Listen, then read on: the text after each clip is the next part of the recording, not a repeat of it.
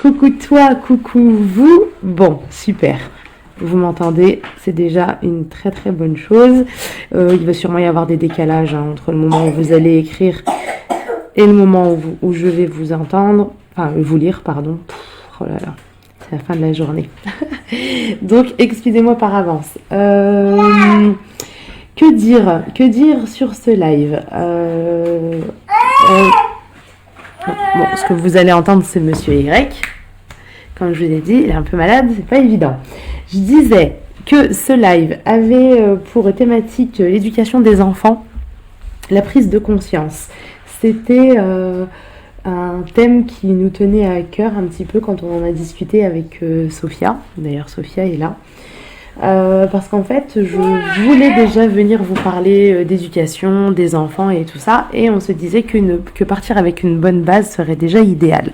Donc déjà pour commencer, je vais me présenter, parce que je pense que tout le monde ne me connaît pas, donc une petite introduction est nécessaire.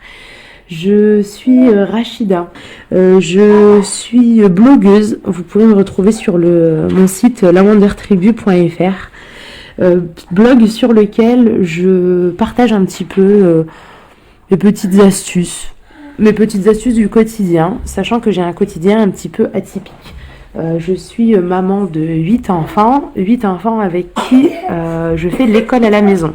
Donc mes enfants ne sont pas scolarisés, mes enfants font l'école à la maison, c'est moi la maîtresse de tout le monde. Donc mon aîné a 14 ans, mon dernier a 15 mois, et voilà, donc 5 filles, 3 garçons, si ça vous intéresse d'avoir les détails. Et c'est un petit peu de tout ça que je parle en fait sur mon blog. Et on me retrouve pas mal sur les réseaux sociaux, c'est vrai, plus que sur mon blog. Sur Facebook et sur Instagram, j'ai des pages qui s'appellent La Wonder Tribu. Et au quotidien, j'essaie vraiment de vous donner plein de petites astuces sur ce que je fais moi avec mes enfants. Donc ce live, l'éducation des enfants, la prise de conscience. Qu'est-ce que je voulais dire par là? C'est un peu compliqué en fait. Compliqué non, en réalité, c'est pour mettre un peu de suspense que je vous dis ça. Mais en réalité, c'est assez simple. Je pense qu'on est les premiers en fait à se plaindre un petit peu de l'éducation que l'on a pu recevoir. Alors si c'est votre cas, allez-y, dites-le moi, mettez-moi un petit commentaire que je vous lise, que je sache que vous êtes vraiment là et que vous m'écoutez. Est-ce que vous faites partie de celles qui râlent un petit peu en disant « Oh là là, moi, mes parents, ceci, mes parents, cela ». Je pense que c'est quelque chose qui est très très très courant et très souvent on a des choses en fait qui reviennent de notre éducation, mais ce qui est très dommage, c'est qu'en même temps on est les premiers à reproduire ces petites failles, on va dire, ces petites failles de notre éducation. Alors certes, c'est parfois des choses très graves, parfois des choses très simples. Ça ça peut aller des petits tics en fait de nos parents, les sales habitudes qu'avaient parfois peut-être nos parents, alors peut-être en donnant peut-être des surnoms très négatifs à ses enfants. Ça peut être plus grave parce que parfois certaines personnes reproduisent des choses telles que la violence envers ses enfants. Et je pense qu'il faut vraiment se poser des questions sur est-ce qu'on est obligé de reproduire l'éducation que l'on a reçue. Alors, je vais être claire avec vous, hein. Je pense qu'il n'y a même pas besoin de discuter avec ça. Non, on n'est pas obligé de reproduire l'éducation que nos parents nous ont donnée, et bien au contraire, nous avons la chance, et je dis bien la chance, d'avoir aujourd'hui des psychologues, des pédopsychiatres et tout ça, qui travaillent justement sur le monde de l'enfant et qui nous donnent des clés à appliquer au quotidien en fait pour éduquer nos enfants dans un environnement bienveillant. Là par exemple, Je vous fais un live, mais j'ai Monsieur Y sur les genoux qui fait des coucous et qui essaie d'appuyer sur le clavier. Donc, oh, et comme vous l'entendez, comme il est malade, il a tous les droits aujourd'hui. Donc voilà. Allez, viens mon petit pou. Allez, allez. Oui. Tu veux toucher quoi? Oh, tu veux pas que maman fasse son live? Tu veux regarder? Oui. Je crois qu'elle a décidé de chanter ce soir, carrément. Donc, je vous disais qu'on avait la chance d'avoir plein de clés à mettre en place en fait pour le bien-être de nos enfants. Parce que voilà, aujourd'hui on est dans une ère, on va dire, où l'enfant a quand même une place assez importante et il y a beaucoup de recherches qui sont faites sur l'évolution de l'enfant. Et je reste persuadée, mais vraiment persuadée, que tout le monde peut en réalité voir ce qui se passe dans la tête de son petit bout et que vraiment tout le monde peut mettre en place chez lui, et j'ai envie de dire chez elle, vu qu'on est chez la superbe, ces petites choses. Alors, la chose numéro 1, la première chose que je veux vous dire, c'est de ne pas culpabiliser.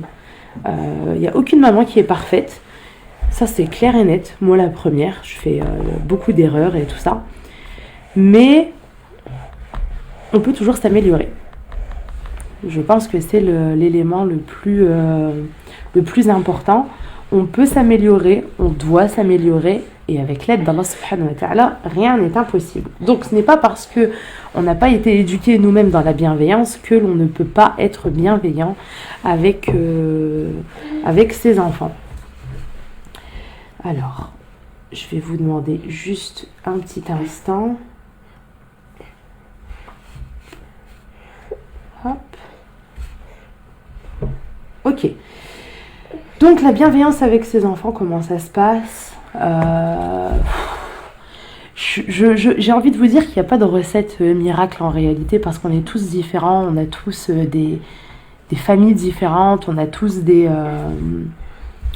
vies différentes. Il n'y a donc, selon moi, pas de règle générale qui va marcher avec tout le monde.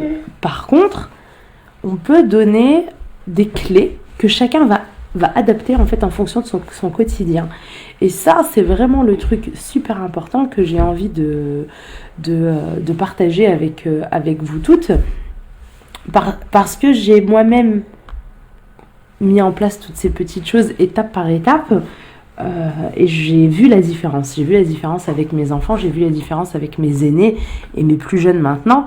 Je peux donc me permettre en fait d'avoir ce petit recul. Et alhamdoulilah, ça a changé vraiment beaucoup de choses. Vraiment, vraiment, et ça les a améliorés. Voilà pourquoi je trouve ça très, très important de partager ça avec tout le monde. Donc, alors... je vais essayer, parce que comme je vous dis, j'ai Monsieur Y avec moi. Et c'est pas compliqué, c'est un peu compliqué. Alors, hop, tu enlèves ta jambe, s'il te plaît, du clavier. Sinon, hop. Voilà. La première question qu'on me pose souvent, vraiment, celle qu'on me pose le plus souvent, c'est... comment est-ce que j'ai pu faire, comment je fais pour que mes enfants m'écoutent sans que j'ai à crier, à hurler ou quoi que ce soit, pour les choses du quotidien, en tout cas. Comment ils font les choses. Alors parfois sans que j'ai à leur dire, ou alors quand je leur dis, bon, sur le principe, j'ai pas besoin de le répéter 50 000 fois. Et en réalité, c'est tout bête. Et je peux vous assurer que vous pouvez toutes le faire chez vous. Là, vous allez me dire, ouais, bah non, c'est pas possible, arrête. Moi, je hurle tout le temps sur mes enfants. Va faire ci, va faire ça, va. Et ils m'écoutent jamais. Écoutez, on a peut-être mis en place dès le début des mauvaises petites clés. C'est peut-être pour ça qu'aujourd'hui, on est un petit peu débordé. Mais voilà, il faut se dire qu'il n'y a absolument rien d'irrémédiable. Oh là là, Alors, je vais essayer de vous lire en même temps quand je vois les commentaires comme ça. Alors, Nouna RS, Mini Salem, comme Salem. J'ai failli reproduire le système de ma maman. Heureusement, je me suis mise à me former et à lire sur la bienveillance, la CNV. Donc, la CNV, pour celles qui ne savent pas, c'est la communication non violente. Le livre de Madame Filiosa, ouais, et je travaille sur moi, loin d'être parfaite. Bon bah écoute, alhamdoulilah, dis-toi que tu es déjà sur la bonne voie, parce que tu fais la démarche de te rendre compte que tu dois, oh là là là là. Déjà, tu fais la démarche d'aller chercher des informations, de te rendre compte que tu as besoin de t'instruire là-dessus, et oh là là. Donc, comme vous pouvez l'entendre, il est vraiment malade, petit chou. Donc, alors, oh là là là là là.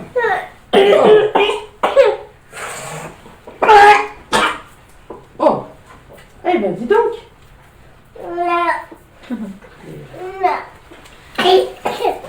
Eh ben, il m'a fait peur. Eh bien, dis donc, c'était la catastrophe. Comme je vous ai dit, vraiment, c'est pour ça que j'ai vraiment mis du temps à arriver pour le live, parce que le petit bonhomme est vraiment malade. Alhamdoulilah, c'est passé, c'est bon. Donc, je vous disais, donc communication non violente, c'est super intéressant. Il faut vraiment vous prendre le temps de lire des livres là-dessus et tout ça, parce que ça va vous ouvrir des portes que vous n'imaginiez même pas. Donc, je disais quand on me demande comment est-ce que tu fais pour que tes enfants t'écoutent, écoutez, j'ai envie de vous dire que je fais rien d'extraordinaire, si ce n'est mettre en place des règles qui sont valables pour toutes les règles. Vous allez me dire, ça fait beaucoup de règles tout ça. Eh bien, en fait, c'est très très simple. Il y a une clé magique que j'ai envie de partager avec vous. C'est une clé qui s'appelle les 5 C. Ah, là, vous êtes en train de vous dire, attends, les 5 C, qu'est-ce qu'elle nous raconte, Rachida? Je vois pas du tout ce que ça peut être. Eh bien, en fait, les 5 C, c'est une technique très très simple qui permet de rendre toutes les règles efficaces à la maison. Donc, je vais vous les transmettre une par une. Soyez attentive. Est-ce que vous êtes là? Je vous lis dans les commentaires. Allons-y gaiement.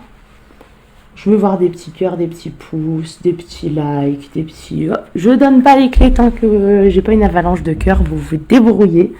Je regarde, j'attends. Quand l'avalanche de cœurs sera là, je vous donnerai cette fameuse règle numéro 1. Oui, bon, Nuna RS, elle est là. Super, oui, c'est bon, je commence à avoir les cœurs, les pouces et tout ça. Ouais, ça va. Ok, vous êtes là, vous êtes concentrés, vous êtes au taquet. On est parti. La première règle. La règle doit être claire. Alors, qu'est-ce que ça vous inspire déjà? Dites-moi ce que ça vous inspire. Une règle doit être claire. Eh bien, en fait, dites-vous que l'on n'est pas dans la tête de nos enfants et que nos enfants ne sont pas dans notre tête. Ok, vous me suivez ou pas? Il y a quelque chose que j'entends très très souvent dans la bouche des mamans. Et c'est là un petit peu que ça coince. Les mamans me disent très souvent, mais c'est évident.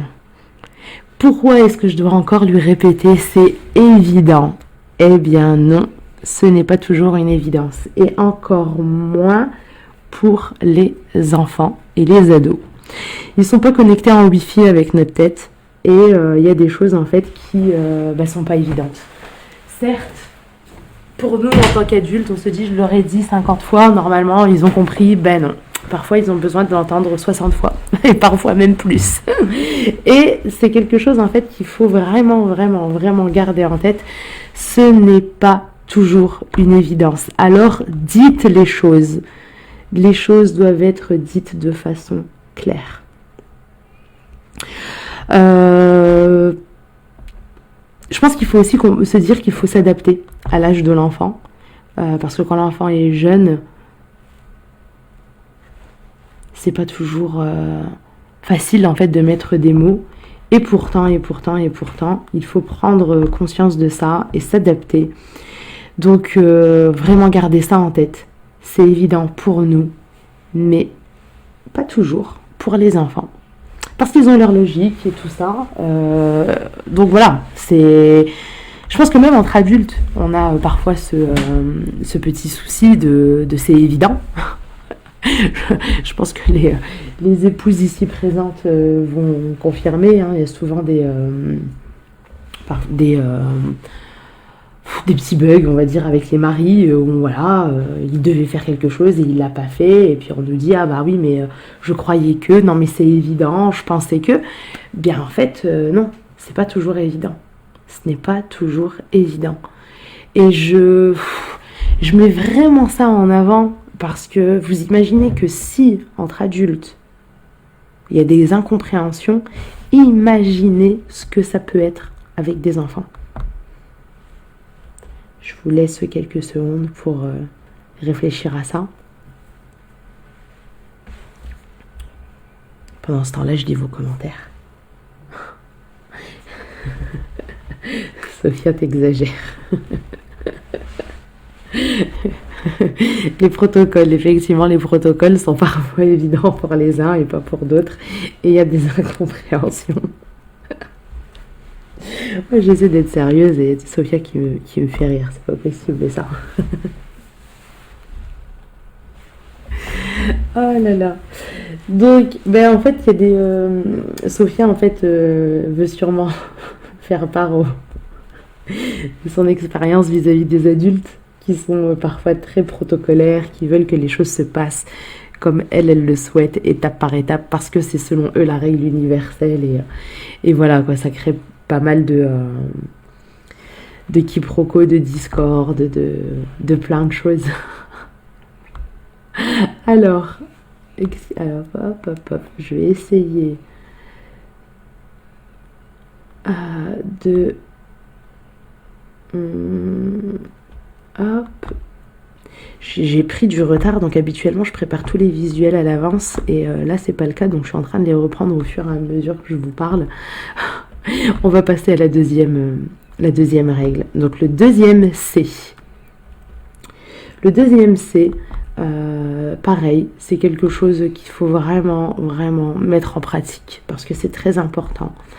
La règle doit être concrète. Alors, concrète, qu'est-ce que ça veut dire? Ça veut dire que pour un enfant, lui dire ne fais pas ceci, en fait, ça lui parle pas. Dans sa tête, si on parle à la négation, eh bien, que dire? Si on parle à la négation, en fait, il va pas comprendre. Donc, ne fais pas ça, lui, il comprend pas trop. Dites-lui plutôt, écoute, j'aimerais que tu arrêtes de faire ça. À la place, il serait peut-être mieux de faire ceci. Donc, en fait, le fait de toujours expliquer les choses en détail, ça permet à l'enfant, en fait, de comprendre plus facilement ce qu'il ne doit pas faire, mais surtout ce qu'il doit faire à la place de ça. Voilà, dire à un enfant, arrête de faire du bruit, il y a ton frère qui dort. Ouais, bah, lui, il entend bruit, bah, qu'est-ce qu'il fait? Il continue à faire du bruit. Lui dire plutôt, écoute... prends tel jeu à la place de celui-là parce qu'il fait moins de bruit et ce sera plus agréable pour tout le monde. Ah, bah là, ça lui parle mieux. Alors, il est clair et net que ça peut être énergivore. Ça peut être énergivore, c'est-à-dire que ça nous prend de l'énergie de se dire, je vais toujours répéter, toujours. Mais dites-vous que plus vous mettrez en place ce genre de, ce genre de petites clés le plus tôt possible, et plus ce sera facile sur le long terme. C'est-à-dire qu'au début, effectivement, votre enfant, vous allez avoir l'impression de répéter encore, et encore. Mais plus il grandira, et moins, on va dire, vous aurez à faire ce travail de répétition. Donc ça, c'était la deuxième clé. La règle doit être concrète. Donc, je pense que c'est vraiment aussi se mettre au niveau de l'enfant. Wa alaykoum salam, Hanan. Nerimen aussi, Salem. Donc voilà, se mettre au niveau de l'enfant et se dire que l'enfant, il a besoin qu'on lui explique les choses avec des détails. Pour nous, adultes, c'est simple, c'est évident. Comme on l'a dit tout à l'heure, on a compris, on sait que... Mais dites-vous que l'enfant, lui, n'a pas du tout les mêmes mécanismes dans sa tête que nous. Donc, comment dire, franchement, je peux vous assurer que vous avez que changer ses habitudes, c'est dur au début, mais après, sur le long terme, c'est de plus en plus agréable au quotidien parce qu'en fait, vous verrez que l'enfant va intégrer les mécanismes beaucoup plus vite. Donc, la troisième règle qui est selon moi essentielle, c'est que la règle doit être constante. La règle est constante. Qu'est-ce que ça veut dire que la règle doit être constante? Une règle constante, c'est qu'en fait la règle doit toujours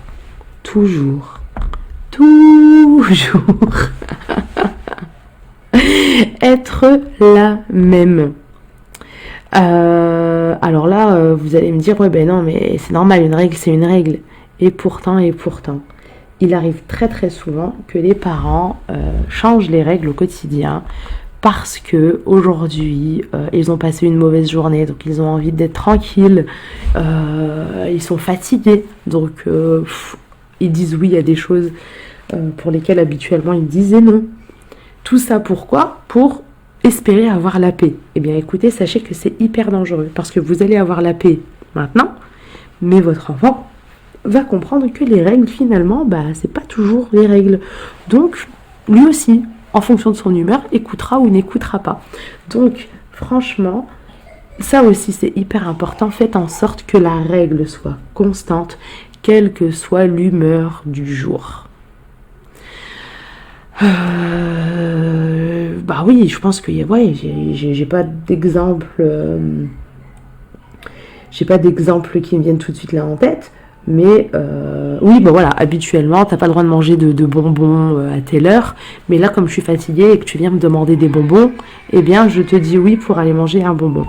Écoutez, non, c'est pas possible. La règle doit être toujours la même. La règle doit être constante. Et toujours la même en fonction de l'humeur des uns et des autres. Attends, je vais juste aller voir comment va Monsieur Y. Je reviens tout de suite. Je vous demande vraiment... Allez, 30 secondes, je reviens.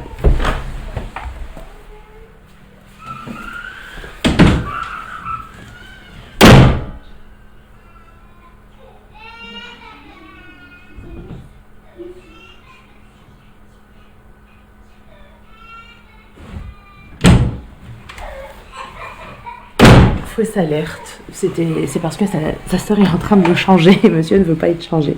Donc la règle doit être la même. Et effectivement, c'est la même avec papa, avec maman, avec les grands-parents. Il faut que tout le monde soit sur la même longueur d'onde, sinon l'enfant ne va pas comprendre.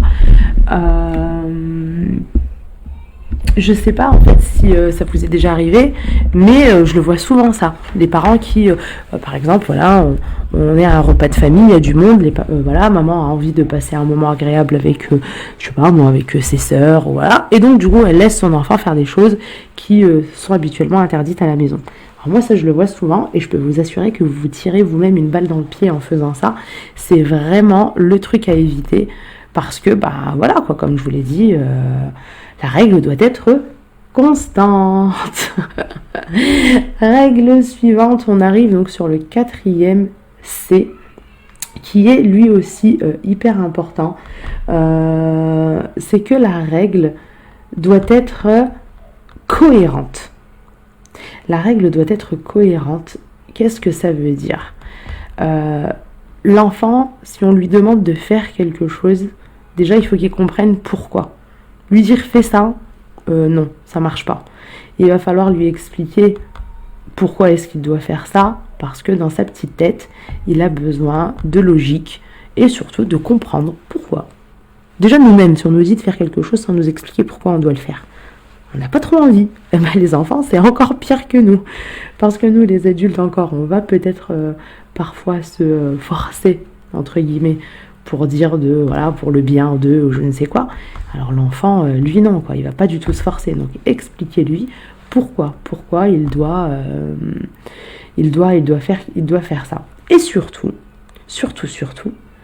quand on lui demande de faire quelque chose, nous, en tant que parents, nous devons aussi faire cette chose. Et il y a une expression assez connue, une expression française assez connue qui dit « Fais ce que je dis, mais pas ce que je fais ». Et j'avais déjà fait une vidéo sur cette règle des 5C, où j'avais donné un exemple assez parlant. J'étais chez une amie en fait et le facteur est arrivé pour déposer un colis et en fait elle ne retrouvait pas son voile, elle cherchait un voile pour mettre son hijab en fait pour aller prendre le colis, et quand elle voyait qu'elle galérait à trouver son hijab, elle a dit à son fils va prendre le colis, tu dis que je suis pas là. Alors si déjà vous faites mentir votre enfant pour votre propre intérêt, comment voulez-vous que lui ne se mette pas à mentir par la suite pour son propre intérêt? Ça, c'est un truc pareil, quoi. Il faut vraiment réfléchir à ça. Je peux vous assurer que les conséquences derrière, elles sont dramatiques. Hein. Dramatiques. Si vous lui dites de ne pas faire quelque chose, mais que vous le faites, ça va pas rentrer. Il va le faire obligatoirement derrière. Donc, il faut de la cohérence. On me dit pourquoi je dois le faire, et surtout si je ne dois pas le faire, eh bien il faut que les autres autour de moi ne le fassent pas non plus, sinon je vais pas du tout avoir envie d'aller dans ce sens-là. Ensuite, alors là, le 5e C, c'est celui que les enfants aiment le moins, avec lequel il faut le plus travailler, c'est que la règle doit avoir des conséquences. Alors là, les conséquences, on peut en parler très longtemps. Dans la vie, c'est comme ça. Nous, en tant qu'adultes, voilà, on a des règles à suivre et il y a des conséquences. Il y a des conséquences parce que, je sais pas trop, je sais pas quel exemple je pourrais vous donner, mais oui, voilà, j'ai mon permis de conduire, si je fais une erreur au volant, je peux me faire arrêter par la police et il y aura des conséquences. En fait, chez le monde des enfants, c'est pareil. Si l'enfant ne respecte pas les règles, il faut qu'il comprenne qu'il y a des conséquences. Mais, j'ai envie de vous dire, quel genre de conséquences? Parce que là, on en revient à ce qu'on disait tout au début de ce live. Conséquences, qu'est-ce que ça veut dire? Éducation, qu'est-ce que ça veut dire? Est-ce que l'on a envie de reproduire ou pas les mécanismes qui sont peut-être parfois mauvais, que nos parents ont mis en place avec nous quand on était enfant, ou est-ce qu'on essaie de jouer un autre rôle et une autre casquette pour nos enfants? Si vraiment vous êtes là à... Ah ouais? Donc ça veut dire que depuis tout à l'heure, je parle, vous voyez pas mes visuels. Il y a ML, bonsoir. Parce que moi, sur mon écran, j'ai les visuels depuis tout à l'heure. Donc si c'est un écran noir, c'est pas pratique. Hein. Bon. On va continuer en attendant. Oui, pour l'instant, on ne voit pas moi, mais on voit des petits, mes petits écrans. Ah, si, vous me voyez. Bon, alhamdoulilah, je me suis dit, ils ont attendu la fin pour me dire que ça va pas. Ok, alhamdoulilah. Donc, toute règle, on a dit, a des conséquences et on choisit à ce moment-là quel type de conséquences on veut mettre en place. Je pense que là, on va toutes se mettre d'accord tout de suite. On parle de communication non violente depuis tout à l'heure. Voilà, donc conséquence, on va éviter de sortir les gants de boxe. Je pense que c'est pas nécessaire et c'est pas comme ça qu'on arrive à faire comprendre à un enfant que l'on doit faire ou ne pas faire ceci ou cela. Nous, en tant qu'adultes, je pense pas que c'est en recevant des coups qu'on comprend les choses. Les enfants, c'est pareil, quoi. Je comprends qu'on peut être parfois à bout, je peux comprendre qu'il y a des mamans qui sont parfois hyper débordées dans leur vie et tout ça, mais céder à la violence, c'est jamais une solution. Si c'était une solution, ça se Ça c'est clair et ça aurait marché depuis des décennies. C'est loin d'être le cas.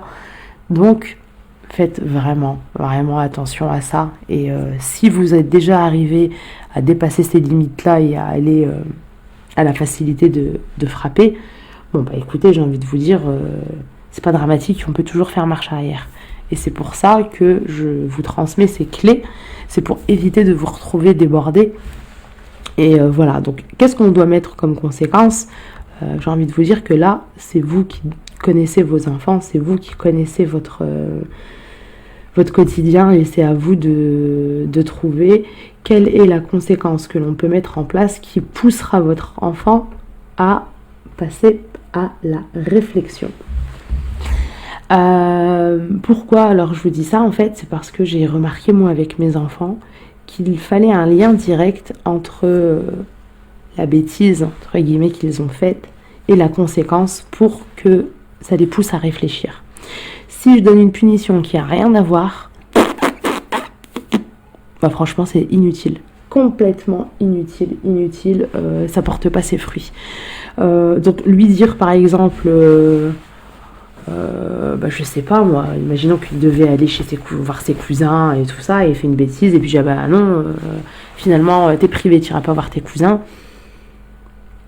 J'ai envie de vous dire, voilà, ça va pas l'aider.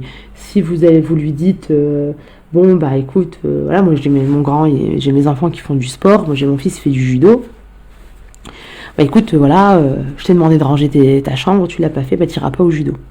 Non, dit comme ça sert à rien. Mais par contre, si je lui dis, écoute, je t'avais demandé tout à l'heure de ranger ta chambre, tu ne l'as pas fait, il faut absolument que tu le fasses maintenant, parce qu'on ne peut pas rester avec une chambre comme ça, et je suis désolée pour toi, mais là c'est l'heure de l'entraînement de judo. Eh bien écoute, tu finis, tu ranges ta chambre. Si tu l'avais rangée tout à l'heure quand je te l'avais demandé, tu aurais pu aller au judo, et là c'est pas le cas, donc je suis désolée, il y a des conséquences. Donc là, tu ranges ta chambre. Là, et la semaine prochaine, ou au prochain entraînement, tu feras ce que je t'ai demandé au moment où je te l'ai demandé pour avoir le temps d'aller à l'entraînement. Alors certes, il va être dégoûté et compagnie, mais justement, je vous assure que ça va rentrer dans sa petite tête et la fois prochaine, il va se rappeler qu'il a envie d'aller à l'entraînement. Donc il va faire tout de suite ce que tu lui as demandé. Alors, moi, je te vois pas. Ici, on voit. Alors, il y en a certaines qui voient dans ce cas-là et d'autres qui ne voient pas. Moi aussi, je veux te voir à Chouba Hanan, je connais l'adresse, tu peux venir tout de suite si tu veux me voir.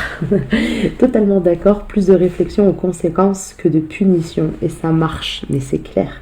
C'est le moment le plus important pour moi. C'est mon temps à moi, rien que moi, et je me sens pas du tout coupable. Oui, il faut jamais se sentir coupable de prendre du temps pour soi, loin de là, bien au contraire.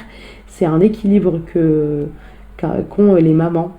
Prendre du temps pour elles fait qu'ensuite elles deviennent des mamans et des épouses beaucoup plus efficaces. Ça, je peux vous dire que celles qui se sentent débordées en général sacrifient une des facettes d'elles-mêmes.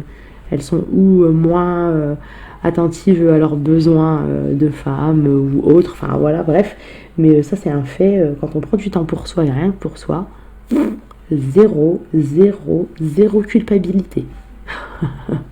Culpabilité. J'avais oublié une syllabe tout à l'heure, je crois. Bon, c'est pas grave, on va dire c'est la fin de la journée. Culpabilité, zéro.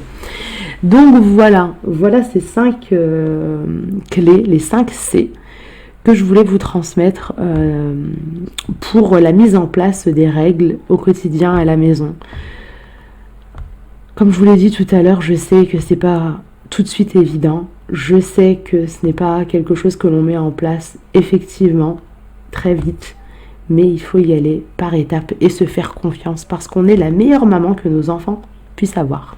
Chaque enfant a la meilleure maman qu'il peut avoir. Donc, pas de souci, faites-vous confiance, allez-y par étapes et vous verrez qu'Inch'Allah, bi'idnillah, tout peut s'arranger.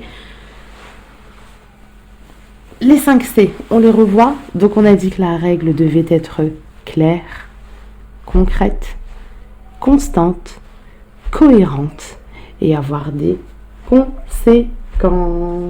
Voilà.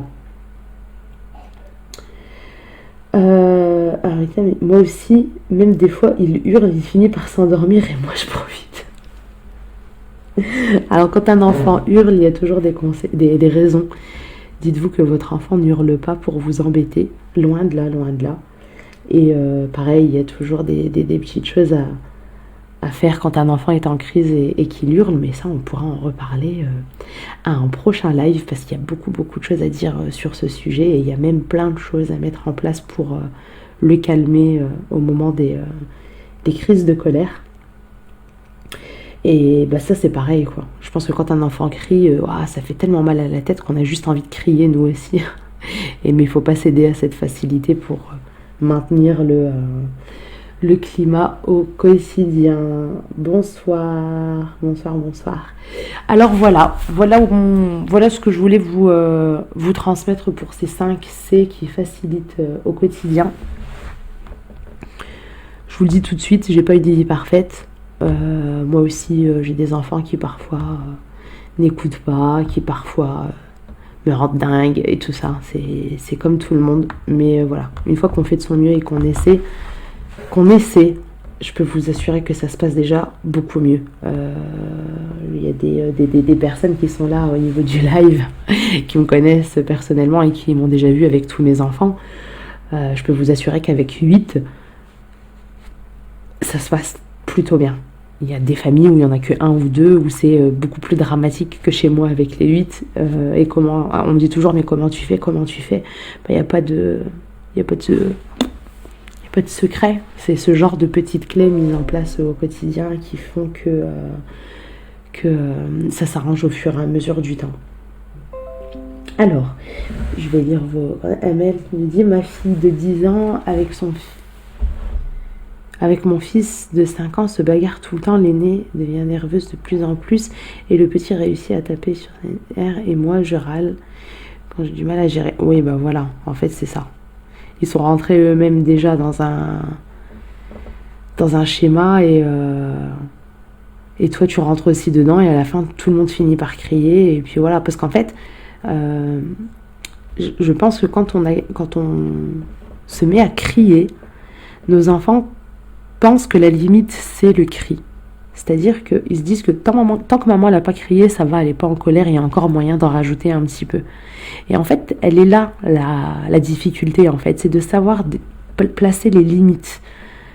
Que l'enfant comprenne où est la limite de maman. Alors après, si c'est frappé, c'est tout. Vous allez continuer à hurler, il va continuer jusqu'à ce qu'on le frappe. Et parce qu'il a déjà été frappé, il sait que pour lui, le pire, c'est frapper. Après, il y en a un autre qui va croire que pour lui, le pire, c'est crier. Il y en a un autre, pour lui, chez sa maman, le pire, c'est de regarder avec des gros yeux. Il sait que, oh là là, quand on le regarde avec des gros yeux, c'est chaud. Voilà. Il y en a d'autres, ça va être... voilà, enfin... C'est vous-même qui posez le cadre de vos enfants. C'est pas à vos enfants de vous poser un cadre, loin de là. C'est vous qui savez. Alors... je dois vous laisser. Bonne nuit, Hanan. À très bientôt, Inch'Allah. Des bisous. Sophia a dit qu'elle confirme. Tu confirmes, Sophia, ça va, c'est pas la catastrophe quand les 8 sont là. Ça m'intéresse. Des fois, il arrête, elle me regarde. Bah voilà, tu vois, c'est. Vous avez là un exemple. C'est vraiment ça en fait, c'est vraiment les parents qui posent eux-mêmes les cadres. C'est ça en fait, à chaque fois quand moi on me dit que l'enfant est compliqué, la première chose que je fais c'est de regarder les parents en fait. Avant de regarder l'enfant, je regarde les parents. Et en général, la solution elle est là, elle est chez le parent avant d'être chez l'enfant. Alors, que faire pour sortir de ce cercle vicieux concernant les disputes des frères et sœurs ? Déjà, pourquoi est-ce qu'ils se disputent ? J'ai envie de vous dire. Est-ce qu'ils se disputent pour se disputer, parce que c'est leur relation entre eux, ou est-ce qu'ils se disputent pour, attirer l'attention des parents, parce qu'il y a des enfants, vous savez, qui aiment beaucoup se placer en victime. Et du coup, ils créent des conflits avec les frères et sœurs pour avoir la possibilité d'aller se mettre en tant que victime auprès des parents. Parce que les parents prennent parti. Et c'est un exemple. Après, il y a des... Enfin voilà, en réalité, c'est vraiment du cas par cas. Là, il faudrait vraiment que vous nous exposiez votre situation pour avoir des conseils personnalisés. Mais voilà, et comme je vous l'ai dit, vous avez vu, c'est toujours en fonction du parent. Alors, hop, je vais essayer de relire aussi. Moi, j'avais un souci avec les enfants. C'est que ça criait tout le temps à la maison, donc je criais encore plus fort. Et là, tout le monde se tait. J'ai pensé à mettre en place des règles de conduite pour mettre fin à ça. Bah oui. Bah ça, l'histoire des 5 C, là, je peux t'assurer que, voilà, si tu mets en place ça, les 5 C, bah, c'est tout. Vu qu'il y aura conséquences, il n'y aura pas besoin de crier. Et en général, je peux t'assurer que les conséquences, ça les saoule tellement que, bah, de même, ils arrêtent, quoi. La dernière fois, la dernière fois, comment dire, la dernière fois que ça m'est arrivé, c'était quand? C'était avant-hier. Avant-hier, il y a mademoiselle N, donc ma fille qui a 8 ans, je lui ai demandé de préparer la table avec sa grande sœur qui a 10 ans. Donc je lui ai dit, écoute, mademoiselle N, mademoiselle A, vous préparez la table, on va passer à table, Inch'Allah. Ok, donc moi, je vais faire ce que j'ai à faire derrière. Et donc, à elle de préparer la table. Sauf que, mademoiselle A vient me voir et me dit, maman, écoute, elle veut pas mettre la table. Je suis en train de la mettre toute seule. Je lui dis, ok, d'accord. Mais écoute, ça te dérange pas de la mettre toute seule pour aider maman? Mais t'inquiète pas, il y aura conséquences pour elle. Elle me dit, ok, d'accord. Elle met la table toute seule. Mademoiselle N, dans les routines du soir, sa seule tâche à faire, c'est préparer la table avec sa sœur. Donc j'ai envie de vous dire, ça va, elles sont à deux à mettre la table, ça va vite. Parce qu'après le repas, elle va se brosser les dents, elle va au lit, enfin voilà, elle gère pas le débarrassage, la vaisselle et tout ça. Et donc elle s'est dit quoi, mademoiselle N, là, petite Madeleine de 8 ans, elle s'est dit, là, j'ai pas mis la table, je fais rien ce soir, je suis tranquille. Donc je l'ai laissée jubiler dans son coin et tout ça, elle était toute fière. Et au moment où on passe à table, je lui dis, alors bah écoute, ta sœur m'a dit que tu ne l'avais pas aidé à mettre la table ce soir, c'est vrai? Alors elle me regarde, elle me dit oui. Je suis ok, d'accord, il n'y a pas de souci. Bah écoute, tu sais, quand on respecte pas une règle, il y a conséquence. Elle me dit oui. Je lui dis, bah écoute, dans ce cas-là, toi tu la débarrasseras. Et tu la débarrasseras toute seule. Et là, elle m'a regardé, la pauvre, on aurait dit que dans ses yeux, c'était la fin du monde. Mais elle savait qu'il allait avoir conséquence, donc elle a boudé pendant le repas, après le repas, pendant le débarrassage, donc elle a été au lit plus tard, elle s'est couchée plus tard que d'habitude parce qu'elle a traîné et compagnie, mais je lui ai dit, prends tout le temps que tu veux, tu peux même prendre 2 heures pour débarrasser la table, mais c'est à toi de débarrasser la table, voilà. Et qu'est-ce qui s'est passé ce soir?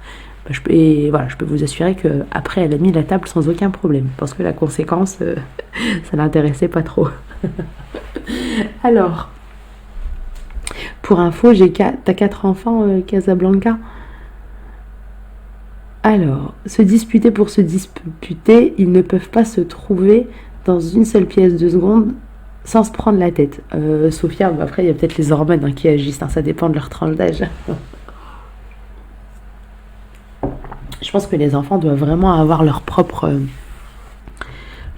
univers pour après apprécier être ensemble entre frères et sœurs. Et il faut aussi prendre le temps de mettre en place des petites actions familiales en fait. Je pense que c'est important. Nous, il y a des jeux qu'on fait le soir ensemble. Et du coup, ils prennent plaisir à passer du temps ensemble. Ça peut être des petits jeux de société, ça peut être enfin voilà, un truc on va dire où il y a de l'interaction, pas se mettre devant la télé et regarder un truc, non, ça c'est, on est passif devant l'écran, ça sert à rien, on se parle pas en réalité, on se supporte d'être les uns à côté des autres. Là je vous parle plus du fait de faire des activités vraiment ensemble. Comment puis-je éduquer les hormones? Je sais pas si ça s'éduque des hormones. Ah punaise, tu me fais trop rire. Ah là là. Alors, j'ai pas tous les commentaires, c'est figé. Malheureusement, je culpabilise ma fille, car c'est elle qui doit se comporter comme une grande sœur plus sage et lui apprendre les bonnes manières. Je sais que je suis fautive, Mais je connais des exemples de son âge qui s'occupent bien de leur petit frère. Ma fille a préparé son sac pour passer les vacances chez ma mère loin de son frère, pour avoir un peu de repos de son frère. Par contre, elle est très douce avec ses petits cousins. Bah écoute, il faut la faire parler, Amel. Il faut que tu l'apprennes toute seule. Il faut que tu l'apprennes toute seule, que tu fasses en sorte de passer du temps en fait tout seul avec elle. Moi, c'est ce que je fais avec mes enfants quand il y a un problème. Je fais garder les autres et je fais une petite sortie, hein, pas un truc très très loin et tout ça, hein, mais je passe du temps tout seul avec cet enfant-là et on discute. Donc, je lui pose des questions, je le laisse, je fais en sorte qu'il puisse s'exprimer. Et franchement, on en apprend parfois des belles. Hein, parce que quand l'enfant se met à parler et qu'il vide son sac, comme on dit, ça explique plein de choses. Maintenant, quand il y a rivalité, il faut voir s'il y a rivalité ou si... Enfin, je sais, enfin, comme je vous ai dit, il y a tellement de situations possibles et imaginables, subhanallah, que... C'est compliqué en fait de vous donner des conseils spécifiques en fait à votre situation, mais voilà, il faut pas culpabiliser, faites de votre mieux déjà. Dites-vous qu'il y a des parents qui s'inquiètent même pas de ça. Donc déjà vous, le fait de vous poser des questions, le fait de vous dire que vous prenez déjà le temps de vous intéresser à ça, c'est déjà énorme. Et rien que pour ça, vous devez être fiers de vous. Vous devez être fiers de vous parce que la génération d'avant, ou même parmi les parents de notre génération, je peux vous assurer qu'il y a beaucoup plus de personnes qui se contrefichent de tout ça et qui ne prennent pas en considération les besoins de leurs enfants. Donc, j'ai envie de vous dire, bravo. Bravo parce que vous posez déjà des questions. Vous vous posez des questions et se poser des questions, c'est la première étape. Vraiment... Vraiment. Alors, tes enfants sont rapprochés, Rita, c'est ça?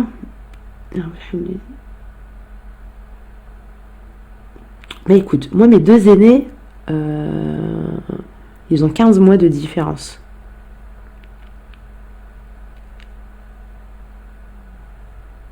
Ouais, je suis en train de compter pendant que je vous parle.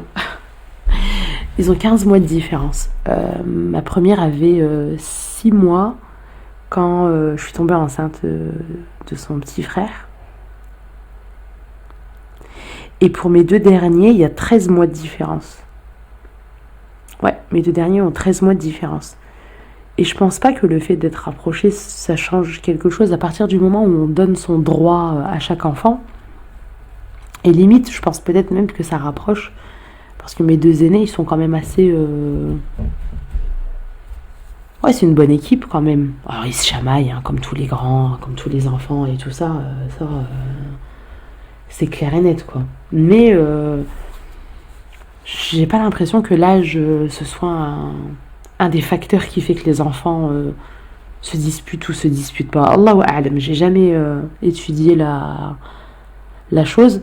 Mais c'est sûr qu'après, que si une maman se sent dépassée et qu'elle délaisse un enfant qui a encore des besoins pour un autre parce qu'il se dit il est plus jeune, machin et tout ça, il est clair que là par contre ça peut créer des problèmes.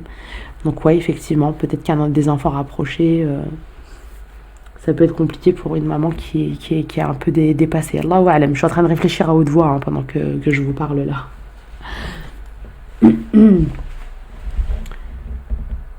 Je souhaite avoir un troisième enfant, mais j'ai peur de devenir dingue. Mais non, on apprend à être parent et je le dis toujours, hein, je le dis toujours, j'étais plus dépassée à l'époque où j'avais 2 enfants qu'aujourd'hui avec 8. Parce qu'avec les premiers, j'étais pas formée de la même façon, donc j'ai fait beaucoup d'erreurs. Et puis au début, on apprend à être parent, en fait, tout simplement. Et là, alhamdoulilah, tout doucement, avec au fur et à mesure des années, on apprend à devenir parent et à comprendre. Et il est clair que d'apprendre toutes les clés de la parentalité et tout ça, c'est aussi quelque chose qui facilite la vie. Alors, en plus, comme je vous l'ai dit, moi, comme ils font l'école à la maison, ils sont avec moi 24 heures sur 24, les 8. Alors, s'ils se mettent à crier, à se taper ou je sais pas quoi, bon, ils retournent à l'école tout de suite. Hein. Oh, punaise. Je ne suis pas d'accord quand tu dis que ta fille doit assumer son petit frère. Elle n'est pas le parent que vous êtes. Et ça, c'est un fait, c'est clair. Les enfants ne sont pas responsables les uns des autres. Ça, il ne faut pas leur mettre sur les épaules des... comment dire, des responsabilités qui ne sont pas les leurs. Parce qu'un enfant, c'est un enfant. Et un adulte, c'est un adulte. Donc ça, c'est vrai que c'est quelque chose qu'il faut vraiment... Alors, je dis pas qu'un enfant ne doit pas aider et tout ça. Hein. Moi, mes enfants, du premier au dernier, tout le monde aide. Même Monsieur Y, s'il vous plaît. Il a 15 mois, quand il voit ses frères et sœurs ranger, il vient et il met son petit grain de sel pour ranger avec tout le monde. Il porte des trucs qui sont plus lourds que lui bientôt. Et, ben voilà, mais c'est vrai que ne leur donnez pas des responsabilités qui sont pas les leurs. Franchement. Hein. Parce que plus tard, ils pourront vous en vouloir. Ils pourront vous dire, ouais, regarde, quand j'étais gamine, j'ai même pas pu profiter parce que j'avais toujours peur qu'il arrive quelque chose à mon frère et puis je devais le surveiller parce que tu m'avais dit que, machin et tout ça. C'est... Franchement, c'est important. Et il y a beaucoup de parents qui aujourd'hui s'en plaignent en tant qu'adultes. Donc voilà, à partir du moment où on se plaint de ça dans l'éducation que nous, on a eue, bon bah, on essaie de pas faire... de faire la même chose à nos enfants, quoi. Voilà, bon.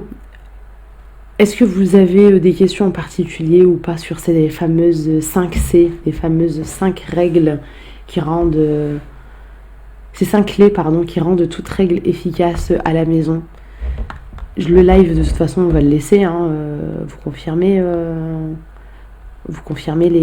l'équipe. Je pense que oui, hein, on va le laisser. Hein. Ce serait dommage de l'enlever. Donc on va le laisser et comme ça vous pourrez le revoir en replay. Si vous avez des questions à poser, bah voilà, pareil, n'hésitez pas à les mettre en commentaire comme ça. Quand j'ai un moment, j'essaie de venir y jeter un coup d'œil et y répondre si je peux y répondre, parce que bien évidemment on n'a pas réponse à tout le temps. Ça c'est ce que je dis aussi, hein. Faut pas croire qu'il y a des solutions magiques et tout pour tout le monde, hein, loin de là. C'est... Toutes les mamans hein, sont dans le même cas que moi et que vous. On est toutes en train de se poser des questions, on a toutes fait des erreurs, on a toutes... Enfin voilà quoi. Ça c'est un truc, voilà. Culpabilisez pas quand vous voyez les autres parce que déjà, vous savez pas ce qui se passe chez eux. N'est-ce pas? Vous n'êtes pas là quand la porte est fermée, donc vous savez pas si à l'intérieur ils sont les mêmes parents qu'à l'extérieur. Donc ne vous comparez pas aux autres. Et comme je vous l'ai dit tout à l'heure, faites de votre mieux. Parce que c'est déjà énorme en fait de s'intéresser à l'éducation de ses enfants et d'essayer de mettre en place certaines choses. Donc voilà, je vous rappelle donc les 5 C. La règle doit être claire, concrète, constante, cohérente et avoir des conséquences. Je vous invite à même à l'écrire si vous voulez. Cette histoire des 5 C. Et peut-être de réécouter le début de ce live quand vous en avez besoin pour retrouver le détail de ces 5 clés. En attendant, bah, écoutez, vous n'hésitez pas aussi, vous savez, à transmettre vos questions, peut-être sur l'éducation si vous avez des besoins en particulier. On est là pour essayer de vous faire des lives constructifs, donc j'espère que celui-là vous a intéressé. Alors, vous savez que en fait j'ai mon ordinateur et en même temps j'ai mon téléphone parce que les commentaires n'apparaissent pas sur les deux en même temps. Donc je rate des commentaires sinon. Je jongle entre l'écran de mon ordinateur et le clavier. Alors exactement, il ne faut pas se comparer aux autres ni chercher le parfait car ça n'existe pas. Oh ben ça c'est clair, hein. La perfection on n'arrivera jamais à l'atteindre, donc vaut mieux éviter d'essayer de la viser parce qu'on va être déçu. Alors que si on se dit, bah, alhamdoulilah, aujourd'hui je suis fière de moi parce que j'ai fait le maximum de ce que je suis capable de faire, bah là déjà on se sent beaucoup mieux. Alors que si tu donnes ton maximum et qu'à la fin de ta journée tu dis, ah punaise, j'ai pas atteint la perfection, bah là c'est la déception. Je sais pas si vous voyez ce que je veux dire, mais voilà quoi. En tout cas, merci, c'est un sujet très intéressant. Ben écoute, de rien, Casablanca, j'espère que, comme je vous l'ai dit, j'espère que ça vous sera utile, Inch'Allah. Bon, je vais m'occuper de Monsieur Y, parce que là je vois qu'il est en train de passer sa tête en me disant «Maman, que fais-tu?» Bon, je suis pas encore couchée, je t'attends. Et ce petit filou, quand il fait ça, il rend... enfin, c'est pas qu'il embête ses frères et sœurs, mais il leur fait plein de... Il se sauve dans l'appartement, il court partout et tout ça pour essayer de leur faire des blagues. Donc, je vous dis à très très bientôt, Inch'Allah. N'hésitez pas, comme je vous l'ai dit tout à l'heure, à m'envoyer des petits messages si vous avez des questions en particulier. Donc, les MP, j'essaie d'y répondre au plus vite en fonction du temps que j'ai, mais je fais mon maximum. Je vous dis à très très bientôt, Inch'Allah. Faites attention à vous, portez-vous bien. Il y a une phrase que j'aime beaucoup dire à la fin de tous mes lives, et je trouve qu'elle est tellement importante que j'ai envie de vous la transmettre. Il y a quelques temps, en fait, en discutant avec quelqu'un dans mon entourage, je me suis rendu compte en fait que cette personne était très très bienveillante avec moi. C'est une amie qui est d'une grande sincérité, et elle me donnait des conseils en fait. Elle me donnait d'excellents conseils, vraiment de très très bons conseils pour que je puisse arranger des choses dans mon quotidien. Et en fait, je me suis rendu compte que ces excellents conseils qu'elle me donnait, en fait, elle ne se les appliquait pas à elle-même. Et j'ai trouvé ça triste en fait, de voir en fait qu'elle voulait mon bien, mais qu'elle ne voulait pas ce même bien pour elle-même.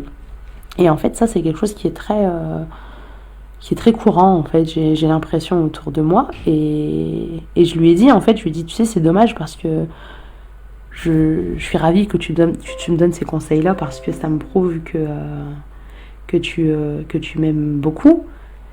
Mais j'ai dit, mais tu devrais t'aimer, toi, autant que tu m'aimes moi. Parce que moi, je ferai peut-être pas toujours partie de ta vie. Allahu a'lam, je vais peut-être déménager. Peut-être qu'un jour, on va se disputer. Peut-être que je vais mourir avant toi. Allahu a'lam. Donc, à ce moment-là, bah, tu te retrouveras avec toi. Et donc, du coup, là est arrivée cette fameuse phrase, qui est la suivante. La seule personne avec qui tu es certaine de passer la totalité de ton existence, c'est toi-même. Alors sois bienveillante avec toi, car personne d'autre peut le faire mieux que toi. Voilà, donc je vais finir ce live sur cette petite note, et je pense que je vous la redirai très très souvent, cette phrase. Faites attention à vous. Je vous dis à très très très très très bientôt. Merci pour vos cœurs là. D'ailleurs, je pars pas tant qu'il n'y a pas une nouvelle avalanche de cœurs. Allez, allez, allez. Je regarde, je veux plein de cœurs, plein de pouces, plein de... Et à ce moment-là, je pourrais vous quitter sereinement. Merci beaucoup, vous êtes adorables. Conseil en or, le live à revoir plusieurs fois pour bien saisir. Inch'Allah, Inch'Allah, Amel. C'est avec un grand plaisir que je partage tout ça avec vous. Et quand je vous parle à vous, je me parle aussi à moi-même en même temps. Vous savez, ah bon bah ça va, les cœurs commencent à arriver, les likes aussi. Bon, ça va, c'est bon. Allez, oh là là. Ah oui, bah ça y en a plein là. D'accord. Bon bah c'est bon, j'ai compris le message, vous voulez que je m'en aille. Non, je rigole. Ça, j'ai comment dire, rempli mon réservoir de petits cœurs et de petits likes, donc je peux vous quitter sereine. À très très bientôt, Inch'Allah. N'hésitez pas à taguer dans les commentaires vos copines qui sont dans le groupe La Superbe, pour qu'elles puissent voir le replay une fois que ce live sera fini. Mine de rien, ça fait 1 heure qu'on parle. Je viens de voir là que je suis en direct depuis 1 heure. Subhanallah, comment ça passe vite. J'espère que tout ce savoir vous sera bénéfique, et je vous dis à très très très bientôt, Inch'Allah, pour de nouveaux partages.